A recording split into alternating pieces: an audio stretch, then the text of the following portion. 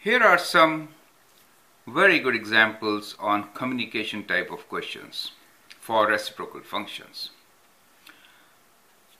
Reciprocal functions, I hope you remember, are functions like, let me write those functions as reciprocal functions as r of x is equals to 1 over some function, right? F of x. So when it is 1 over f of x, we call them reciprocal functions, okay? So you have studied in your course of advanced functions about two types of reciprocal functions, which are reciprocal of linear function and reciprocal of quadratic functions, correct? So keeping that in mind, answer these questions. There could be reciprocal of any function for that matter, okay? Now here is the question. Explain if the following statements are true or false. Correct the statement if it is false. 1. If f of x is greater than 0, then reciprocal of f of x is also greater than 0. Okay. So if the statement sometimes is very confusing for you, what you can do is you can just draw a graph, correct? So let me just sketch a graph. Now here we say f of x is greater than 0. Then you know f of x is greater than 0 beyond this point, right? On that part of the graph. So what is the reciprocal of this function? So you can draw or sketch reciprocal of this function. At 0 we have a vertical asymptote, correct? So here we have a vertical asymptote, and the rest of the function is like 1 over x for us, correct? So it's like this, correct? So always we have a function kind of 1 over x.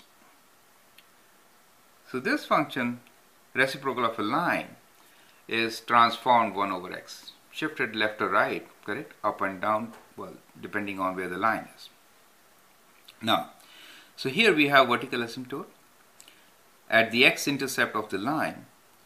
Now this part of the curve, let us say this point is a for us, any general value a. So we have vertical asymptote at x equals to a.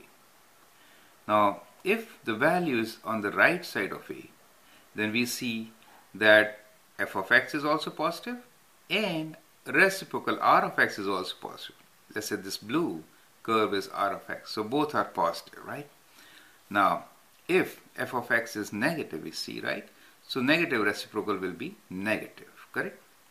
Even otherwise, you can say, you can put some values.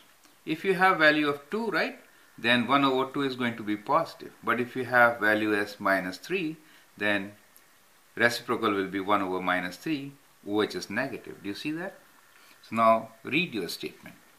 If f of x is greater than 0, that means f of x is positive, then reciprocal of f of x is greater than 0. That means reciprocal of f of x is also positive. Therefore, yes, it is true. So this statement is true for us. So let's write T for here, correct? The next statement.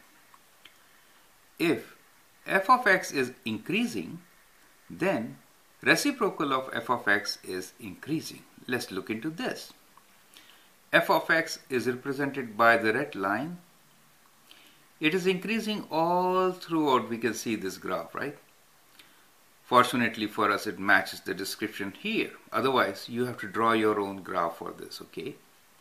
Now, if f of x, for us, f of x is increasing. But what is happening to the reciprocal of f of x? You see r of x, which is reciprocal, as we move from left to right.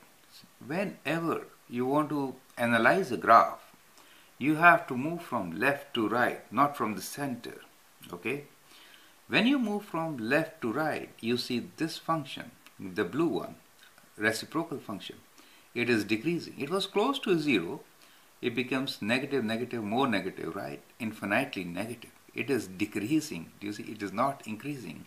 So we say, and we also see here, it is infinitely large, positive value. And it is decreasing all throughout to almost 0. Do you see that? So this function shows where f of x is increasing, it increasing all throughout its domain.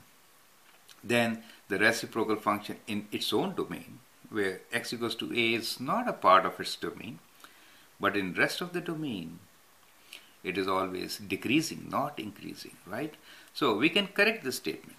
We say if f of x is increasing, then reciprocal of f of x is, we'll replace this line and write is always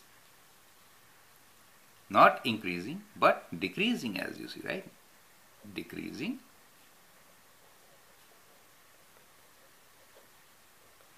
in its domain.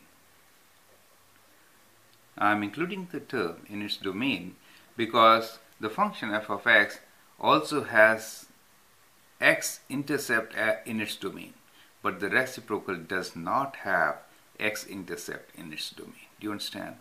Because the denominator cannot be 0, right? So we have here a restriction in reciprocal function which is not there in our function at present, correct? So that becomes the correct statement for part B. Now this should be part C. If f of x is approaching 0, then reciprocal of f of x is approaching 0.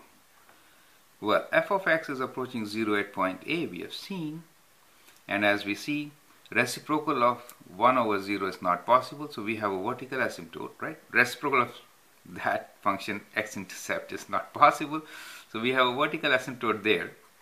But look at the point close to where f of x is approaching 0, that means x-intercept. The reciprocal actually approaches infinity, maybe positive or negative, right? If you are approaching 0 of the function from negative side, then you approach negative infinity. Do you see that? But if you approach 0 from the positive side, then you approach positive infinity. That is what the behavior is of reciprocal function near the 0 of function, right? So what we can write here is that as f of x approaches 0, let's say from positive side, then the reciprocal, let me call this as r of x, then r of x approaches positive infinity. Do you understand? And let me use the space here itself, and we say f of x approaches 0 from negative side, then r of x approaches negative infinity. This is the most important statement which you should note, right? Books do not really define it so clearly, right?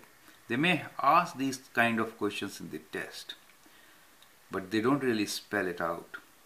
So here, f of x is approaching 0. So when you are approaching 0, red line approaching point A from negative side, you see this is a negative side, then the reciprocal is approaching minus infinity. This is what I'm trying to say here.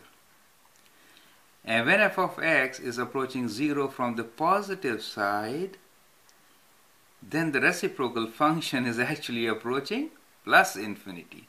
So that's the perfect statement, the correct statement part for part C. Review this video, right? Try to understand what I'm saying here, and then go for your test or quiz. This kind of question will definitely be there, and don't make a mistake. Thank you. All the best.